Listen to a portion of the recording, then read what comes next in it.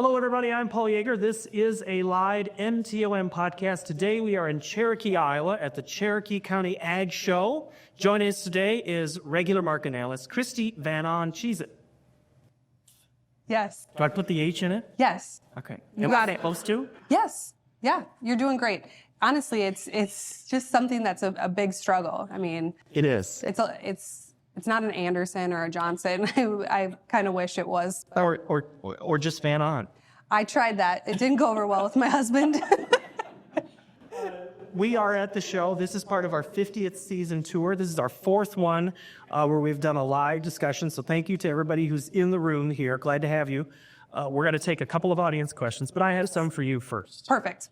Kristi, you've been on the show now a little more than a year, but you've been in commodities a little bit longer. Yep. You are from Alexandria, Minnesota. Yep.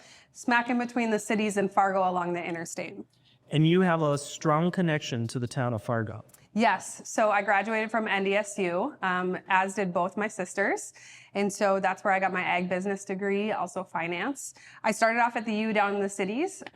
Just the cities weren't for me, and I moved back up.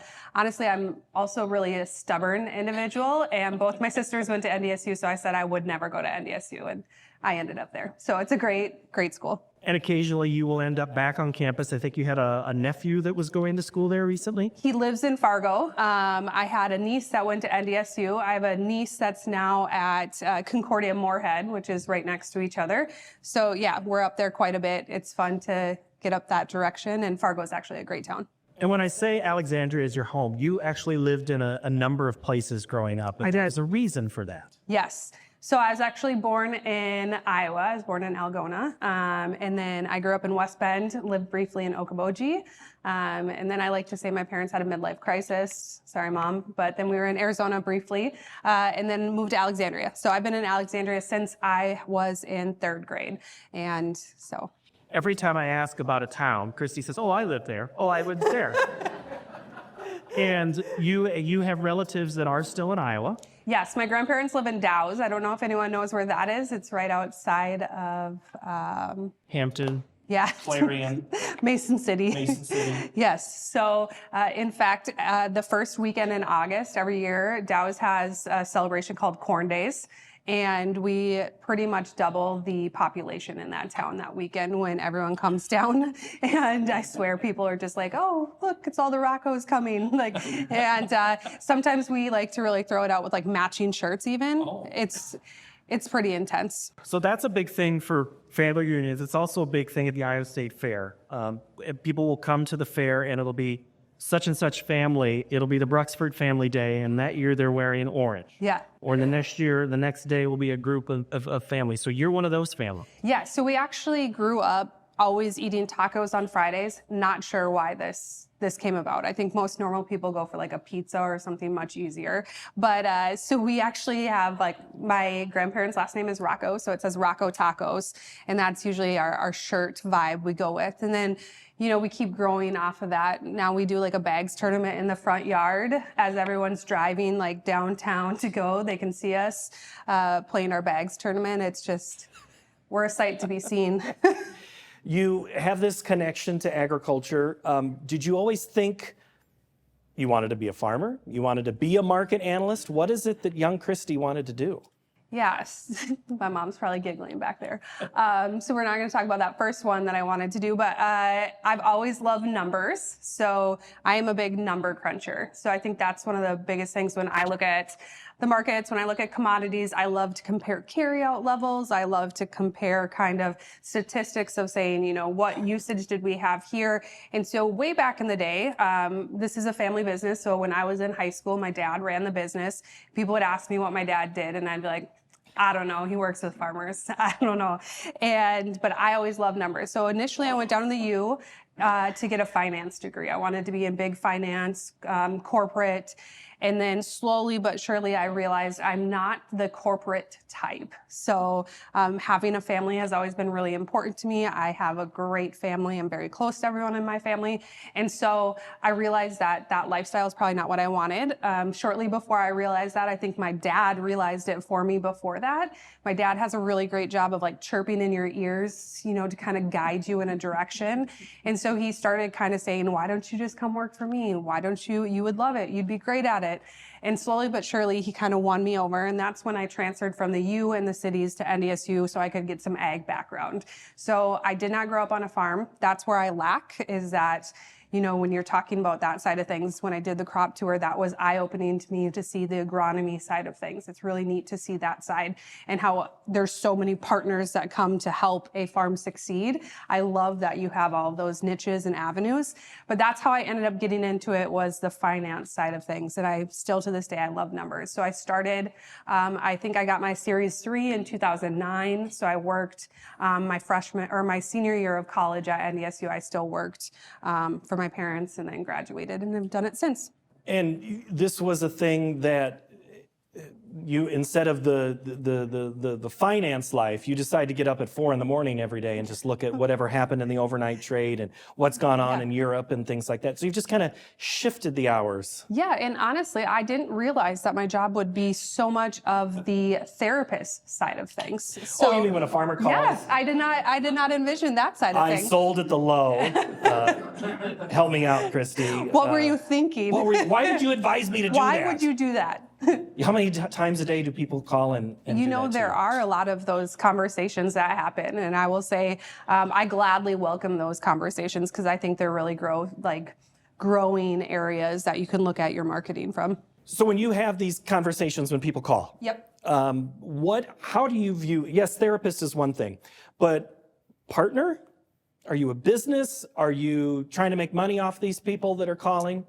Yeah, I would say that's probably my favorite part of the job, is the relationship side of things that you create over time with individuals. You know what they like to do, what they don't like to do. You know, the ones that'll give you grief. Those are my favorite ones. I love when you can kind of go back and forth and kind of go at each other. I think that's so healthy. So that side of things is really fun for me. So I like to say a partner. I honestly, you know, I think not just me, but anyone that's in this seat that you're talking about, every person wants a farmer to succeed. I mean, you might think some people are more bearish, some people are more bullish, some people are a little bit, you know, out of it, but everyone in this seat is looking to try and help a farmer succeed. So I think that's my, the best part of my job, is that relationship side of things. And when you start to grow the relationship, if they're selling corn, for example, you know, say you sold corn in January, we've rallied, you know, 40 cents since then.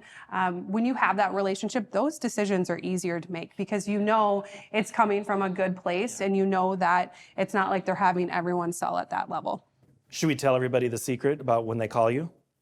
Here's the secret. When you call her, your phone call is recorded because it's by law, right? Do you ever go back and listen to those? You don't listen to them. Those are for security purposes, right? I do not. No, I do not go back and listen to those. I think that was actually, you know, one of the hardest things being on this show is hearing my own voice. That's something you really got to get used to. Sometimes I'll look at our shows and I'll be like, what was I thinking?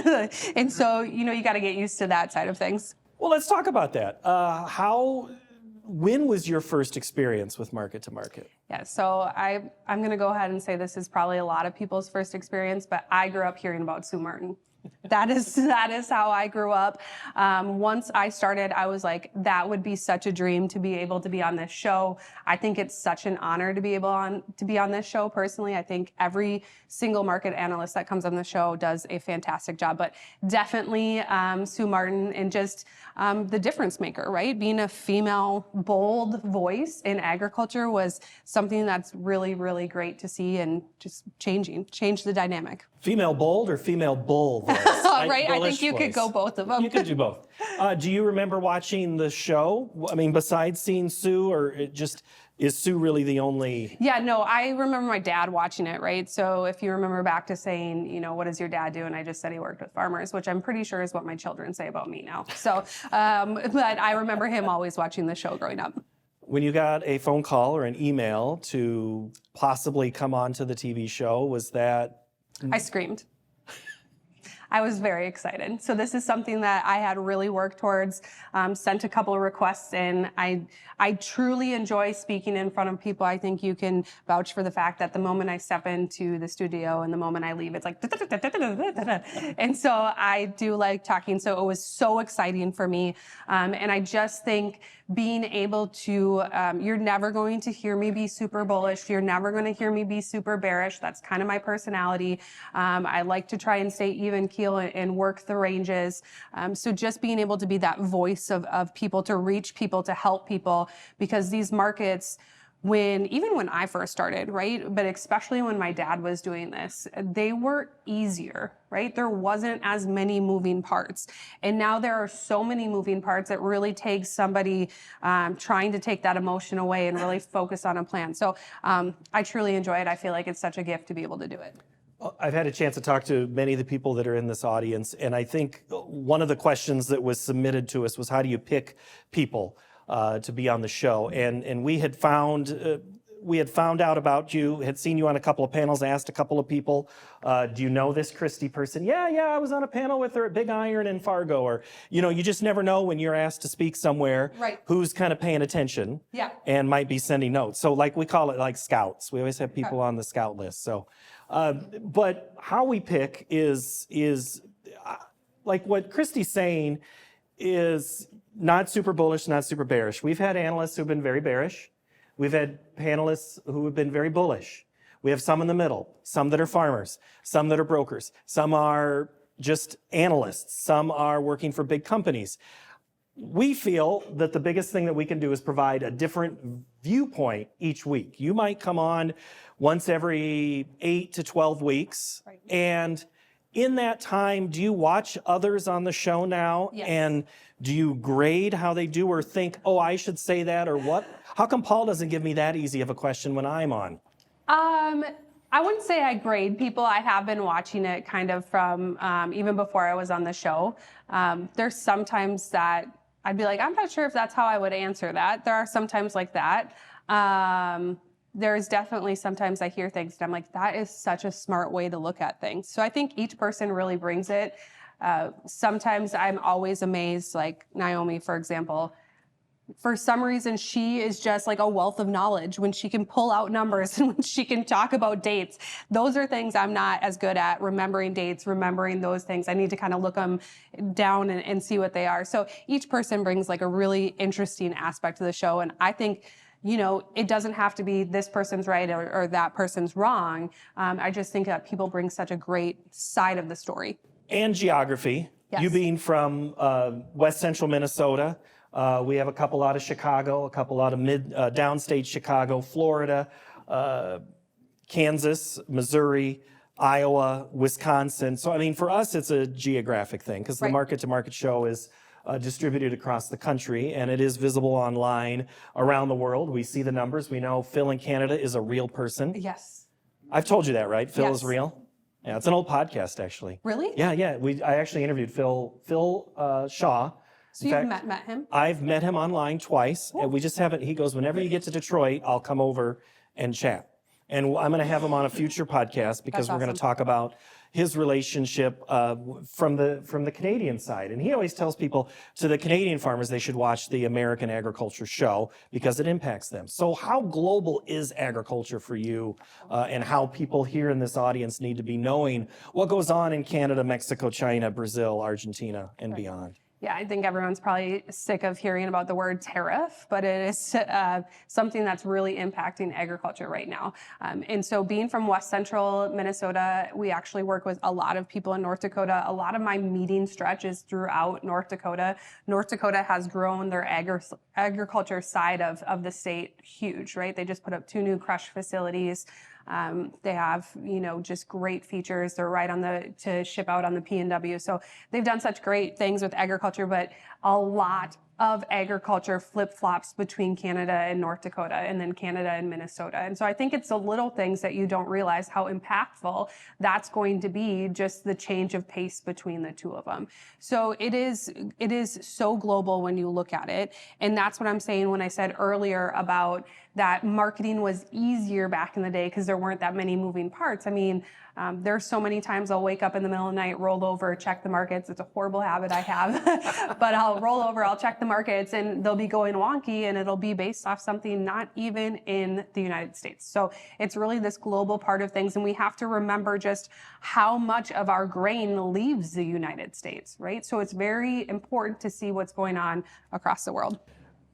You said a very interesting part of that. There's more moving parts. There's more parts that can pop the market higher or lower.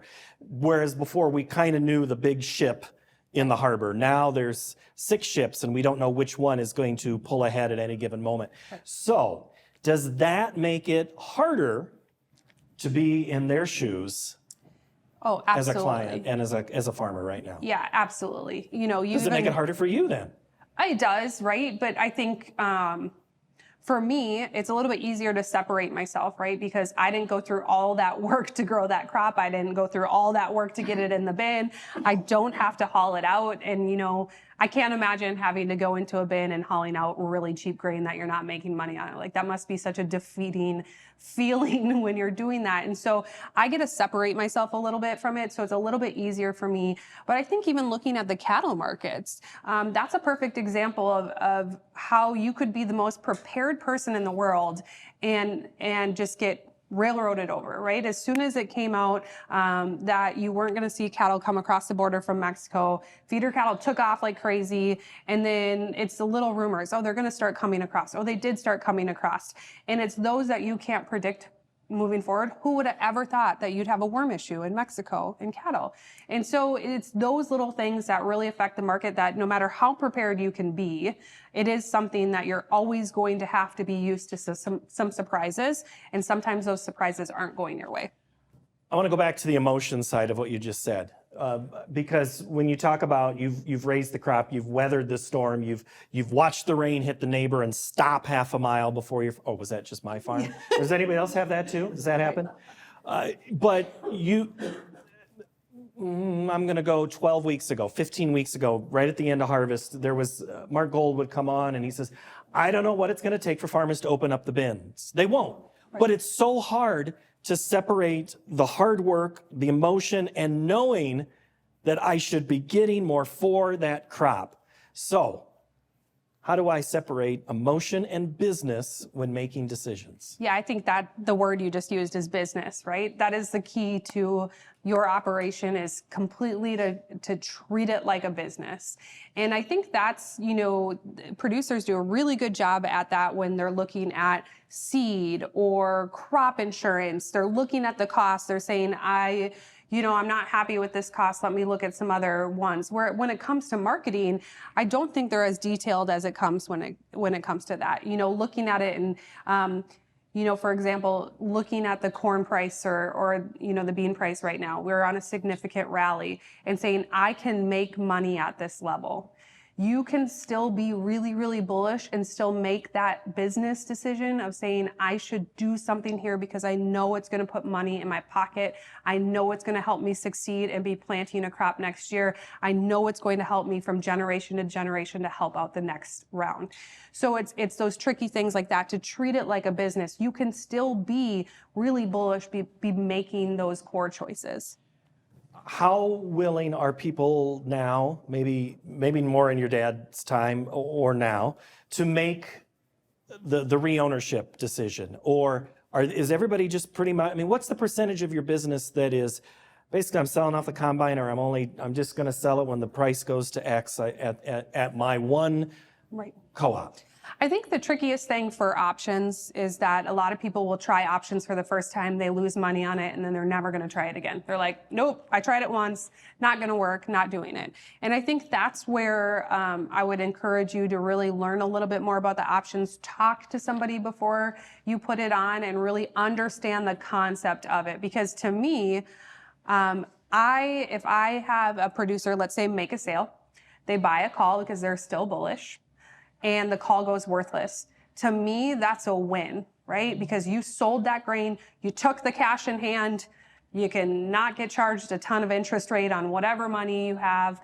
You can put it towards other things. go on a vacation, whatever you want to do, you can do, right? So that's a win for me. However, it's hard when you can't wrap your mind around that you might be looking at a statement, you might be looking at your 1099 at the end of the year and being like, I lost money in my trading account. What is the point of this trading account? So it's really tricky because I call it a win. I saw you succeed. I saw you made a good cash sale. You're never going to really see that cash sale pencil onto a statement, so to say, with the dollar amount.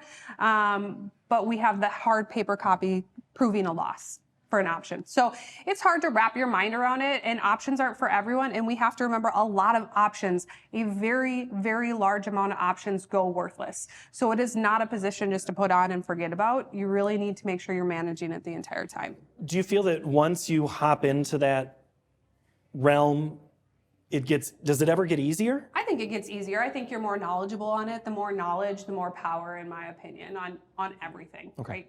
So, All right, let's take we should do, remember in elementary school where you had to cover your eyes Yes. and then you had to put your hand up? You don't have to look at your neighbor, but who has sold, who has all of their 24 crop gone? Okay. Who has more than half gone, sold? Okay.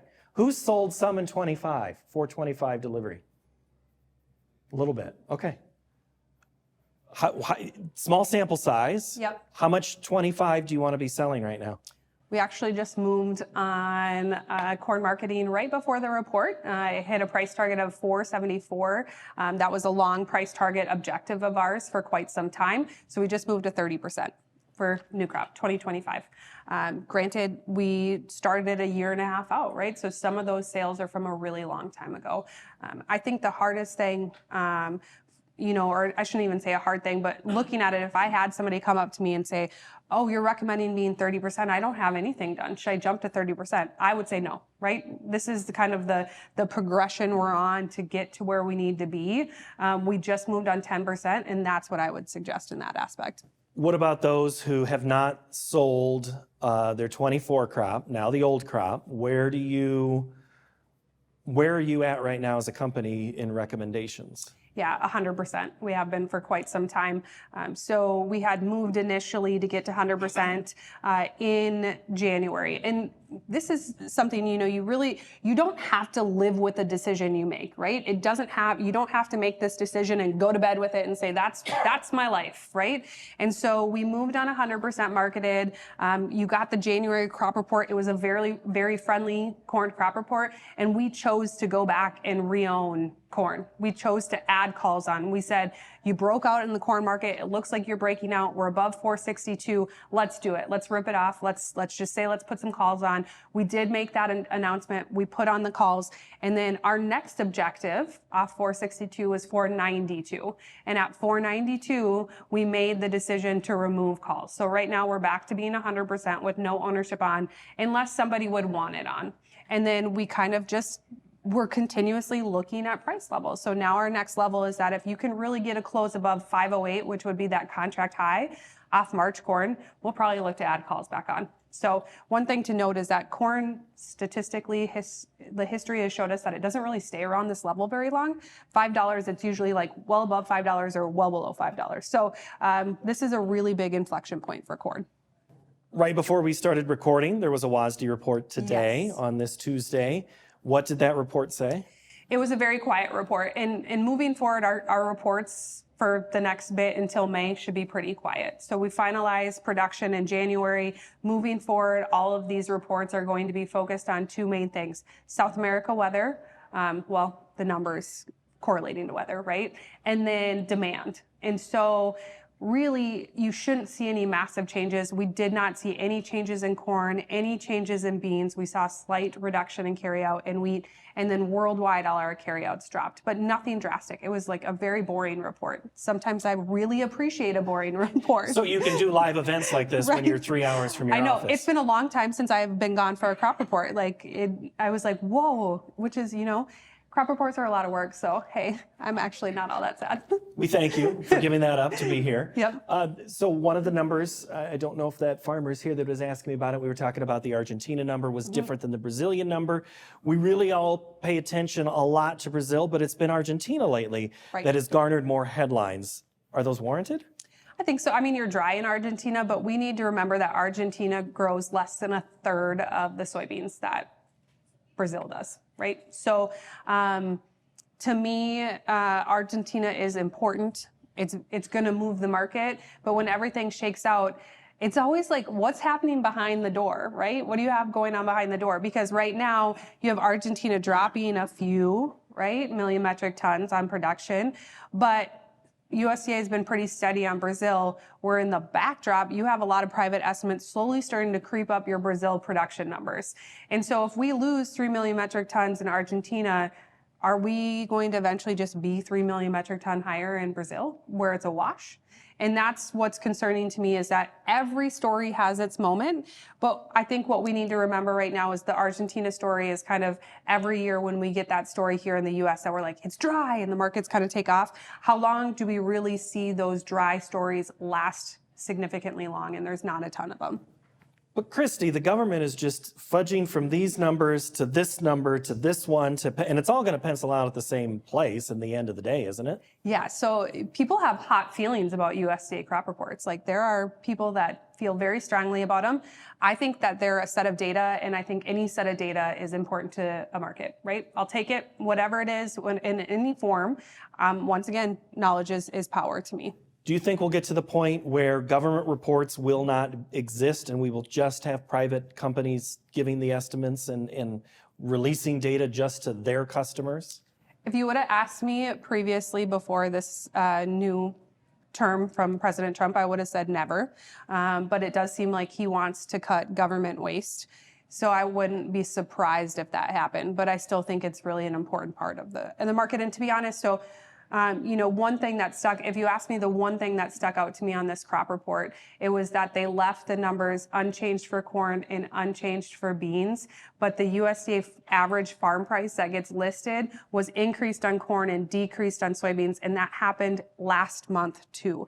And so USDA is acknowledging that even if we're sitting here and they cut carryout for beans, they drastically cut the average farm price for beans, and they cut it once again today with no changes. And so they use those numbers, right? It gets tied back around to crop insurance or your ARG PLC. So those numbers do have a use to them that I think that'll keep the monthly reports prominent. But we've seen some cattle ones cut, so you never know. This will not be a very hard exercise. Who's planting more beans this year in 25 than last? Yeah, I don't think anybody's going to. And do you suspect that story, what does that story mean to the market? Yeah, I think this is one of the biggest stories in the next 4 months, right? 3 months that you're going to hear. The last meeting I was at in North Dakota, it's a section of North Dakota that can actually grow really good beans. They have 2 new crush facilities that are within driving distance to them. And I asked the flip-flop question, who's going to plant less soybeans? Every single person raised their hands. And I was expecting 50, 70% of people to raise their hand, but there was not a single person in that meeting that was going to plant the same or more soybeans this year. And so I think that story is going to come out eventually. I think that the March 31st, as nervous as I am about the corn number, I'm optimistic on the bean number, because that's the point of the March 31st report. The March 31st report gives you acre intentions and then says, if you're not happy with these acres, fix it. And that means either corn going down or beans coming up. And to me, there's a big adjustment that has to be made before you could see more bean acres. And I don't know if we could achieve it, to be honest. Okay, then let me ask this question. Who has made whose decision on acreage, what you're going to plant, done, locked, written in ink? Who has it inked? Who's still on the fence about possibly making a change depending on some price? Yeah. That seems consistent from what we've heard. And so I asked Ted this as we were done recording Friday. After we were done recording Market Plus, I said, I said, Ted, I'm kind of done asking questions about acres, because it doesn't seem that anybody changes anymore. Your decision in October is your decision in March and in April. Am I wrong? No, I don't think you're wrong, but I would say that it's not, if it's going to change, it's not based off price. I have seen where it's a really nice start to the spring that people will say, well, I might go with some more corn because we're having this great opportunity. So I would say that if you see a shift in acres down the road, it has nothing to do with price. It has to do with the weather side of things. Let's talk weather where we're at. Yes. Cherokee, Iowa is in the great northwest quadrant of Iowa that grows the most corn. This is also the area that had 10 to 12 inches in a 2-day period, some in a 1-day period. A crop can change. It can rain everything in June and dry up in August. We had some good yields potential taken off when it was super wet and super dry. However, we still keep growing at least trend line. So if I know that's going to happen, how do I, in these seats, prepare, predict, just be ready for anything? Yeah, so I think this is a prime example of how I can separate the emotion a little bit better than a producer when you're talking about that side of things. So this is like 5 years ago, maybe even more than that. And southern Minnesota had a very, very wet start to the season. Could not get their crop planted. And I was talking to a producer and he's like, that's it. Nope, I'm putting everything away. I washed up everything. It's done. And like 2 weeks later, and it was like the middle of June, and he's like, I'm planting corn. And I'm like, you're doing what? And he's like, I'm planting corn. He's like, it's along the highway. Everyone's going to drive by it every day this summer. And he's like, not a chance that it's not getting planted. And I'm like, I don't think that's the best decision. Like, I don't know if I would do that. And yeah, I mean, he obviously had test weight issues, but it was planted. The rest of that season was like a perfect growing season, right? And so it wasn't as bad as it could have been, but that's where, you know, I can separate it out a little bit more. When you talk about it, I'd be far more concerned about a corn yield on a wet year than I would a dry year. It just feels like all the research and development has gone so far into drought tolerance that corn has done a really good job at being able to shake off the drier areas. And everybody knows it rains on everybody else's farm, not their own. You mean like when I first came on Market to Market and it would not rain back home, and every time I came down, it rained. And I was like, is this what, like, come on. Come north a little bit. That's because you washed your car before you came down, right? Isn't that what happens? You guys, my car is in a bad state at all points. I really should wash it more than I do. I washed mine finally on Saturday, and here we've got all this snow in the forecast. We don't have a lot of snow in a lot of the upper Midwest. We talk about in the wheat market that it's cold, there's no snow cover. We're going to have our 4th of 7 deaths for this wheat crop. Yeah. What does everybody in corn country and soybean country need to know about the wheat crop right now? Yeah, so I think that you could compare wheat to cat. Like apparently it has like 9 lives. You can never kill wheat in my opinion. And so the biggest thing with wheat is that we need somewhere to have a major problem. So when you talk about corn, when you talk about beans, we are king or Brazil is king, right? We can hold the power. When it comes to wheat, it's grown in so many areas, and every area that's growing it right now might not have record production, but they're not having a big enough problem. So I think one of wheat's biggest problem is not us. I mean, granted, we have a ton of wheat, but it's that we need somewhere else to have that. And we have the story in Russia and Ukraine that has been going on for multiple years now that changes that discussion from what it used to be. But in that time, we've developed new markets. India has become a little more interested in, they are, is it apolitical? They don't really care who's in power anywhere. They just buy from the lowest. Are there new markets? Are there any more untapped markets that an Iowa, Minnesota, North Dakota, South Dakota farmer can benefit from? I don't know. I mean, I think that, you know, the soybean side of things, yes, you know, crush has been huge. It's been so important. It's been such a savior to the soybean market because, you know, I say this, and I think sometimes I catch people off guard when I say this, that our exports are about the same as they were when we were in our trade war that killed the bean market. Right? So we are not exporting much more than where we were. In fact, last year was really dismal. And the reason we're not seeing those $8 beans like we did, or the 780s, when we were back there is because of crush and how well we've been able to develop that. And I think that's something so unique. And not only that, you know, you could talk about crush facilities as a whole, how beneficial they are to the ag communities, right? The job growth and everything like that. So it's huge. But when you look at wheat, I mean, wheat you continue to see this evolve that people would rather plant corn and beans, right? Like you're getting into this pattern where they just become more favorable to it, that you're almost like, maybe I'll use it for a rotation, but it's just lost its luster. The dairy market is one that is benefiting from a couple of stories, but also concern with some of those same stories of the inverse of that story.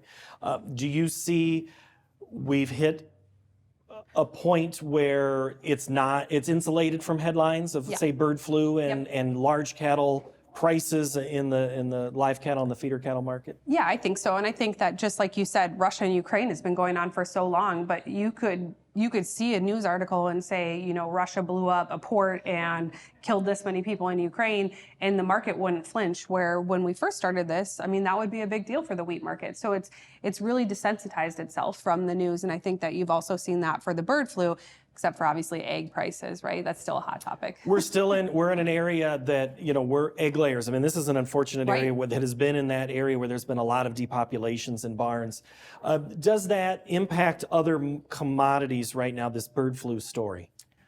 I don't think so. I mean, I think maybe emotionally you could see it, but I don't think a long-term change would really ever see it. I think the interesting aspect will be, what do you have to take to see domestic, even pork consumption, right? So when I'm looking at this from an outsider's perspective, I'm like, beef prices are so high.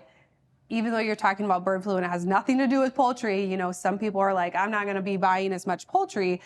And I'm still like, why have people not picked up on pork consumption? And that's one thing that's been interesting to me, that you haven't seen that shift happen. I mean, you're starting to see it, but not as aggressive as I thought maybe you would. And I think you find your loyalties and you stick with them. But you've seen pork prices have started to trend higher, but we also were pretty low where we're coming from. We're still not at great price points for anybody to make a lot of money. No, deferred contracts. Summer contracts are getting to a point where they're starting to look a lot better, but there was a real rough period there to start off 2025. A couple of weeks ago, there was a cattle inventory report that was kind of eye-popping, lowest again since last year, which was the lowest since the 60s. Have we hit peak price for cattle right now? Yeah, so I think the tough thing for cattle is that our inventory levels are so low, but like on the backdrop, right? What's behind the door is that our weights are so high right now. And so you're making up for that to a degree. The inventory numbers are so, I don't want to say fun, right? But like attractive to talk about. People like to talk about them. But when everything comes down, you're still having these really large weights. Seasonally, cattle start to drop off soon. And that's my biggest fear, is that you have managed money at record length. So we talked about this the last time I was on the show. So the funds are the longest they've ever been in cattle. And we have some growing concerns about maybe inflation again. And we have a seasonal tendency for cattle to drop in about 2 or 3 weeks. That's where my concerns come from. Do I think that cash is still going to be supported? I do think that cash is still going to be there, but there's a difference between that futures and the cash side of things. Yeah, and that's been one of the big talking points, is the huge difference between cash and futures in cattle, and it's inverse, right, of what it normally is. Yeah, and also a reason why I prefer to market grain versus cattle and hogs, because it's more black and white, right? You know, like it follows very much closer. Obviously, your basis is different at each location, but it is much easier, in my opinion, to see that relationship than it is for cattle. All right, we are getting to the last couple of minutes here. I know people have questions. I guess what I want to close with is this. We talked a little bit about trade and tariffs and other countries and weather. The market doesn't seem to be as reactive to the tariff talk as much. So if I'm picking up my phone when I'm done to find out what happened here in the last 45 minutes, what do I do with those headlines and that headline that seems to be nonstop when it's impacting agriculture right now? Yeah, and like I said, I'm sure everyone is sick of hearing about tariffs. Like I guarantee it, right? I'm sick of it, and it's my job, right? But it is so impactful for agriculture, and like you said, it has not reacted to that yet. we buy a lot of products from a lot of countries. Like, we consume so much here in the United States. The really only good thing we are at sending out is agriculture products, right? We do that so well. And so if we go down that path of having retaliatory tariffs, agriculture is an easy target because it's what we ship out. And so I would say that if you're looking at this situation and you're like, I don't think that tariffs are going to be as bad as they are the first round, which I would agree when it comes to China, right? Like, I think we've kind of figured that out. But if you're going down that path, I would say just be really cautious that it does not take much for one story to really impact a market emotionally. That if you had something bad, it would not surprise me to see corn down 20. It would not surprise me to see beans down 60 in one day off news like that. So what I do and what I tell guys is that if they want to be really optimistic, if they want to be bullish, that is perfectly fine. Draw a line in the sand, right? You get up to $5 for corn and you're like, I'm not selling below $4.85. Right? So if we drop back off, we get below $4.85, I'm going to sell something, right? And so just make sure you're continuously doing that, but not being in awful disregard, because if you look at what happened last summer, right, that once corn and beans wanted to drop, there was no stopping it. And just like the cattle markets, corn is record length or close to record length for managed money. What's the phrase? Stair step up? Yeah, it's escalator up, elevator down. And I firmly believe in that. And it's not fun, right? You know, there are really fun aspects of my job, and there are really, really depressing, not fun aspects to my job. And that is that, you know, summer, Minnesota has like 3 weeks of summer, guys. And so when you start to drop off the corn and everything is depressing, it really screws everything up because we're only allowed to enjoy so much. We've enjoyed having you here. Thank you so much for doing this. I appreciate it. Thank Kristi you. Van Ahn-Kjeseth, please. Give her a big hand. And we will see you again on the show soon. I want to thank everybody here at the Cherokee County Ag Show that allowed us to take over this room. And thanks to the Iowa PBS staff. I have two of my bosses here. I don't know what that means. I hope there's not an empty box when I get back. Cameron and Dave and Peter. Caroline is here. Tiffany has been here as well. So thank you all. Thank you all for coming. I appreciate it. Enjoy the rest of your time. And a reminder that the MtoM podcast comes out each and every Tuesday with a new episode. It's sometimes great like this, live and in person, or it could be on automation of agriculture or what's going on in Russia, Ukraine. We've got a weather one in the works. We've got a little bit of farmer health, mental health. So we try to keep it all covered. So thank you so very much for watching, and we'll see you next time.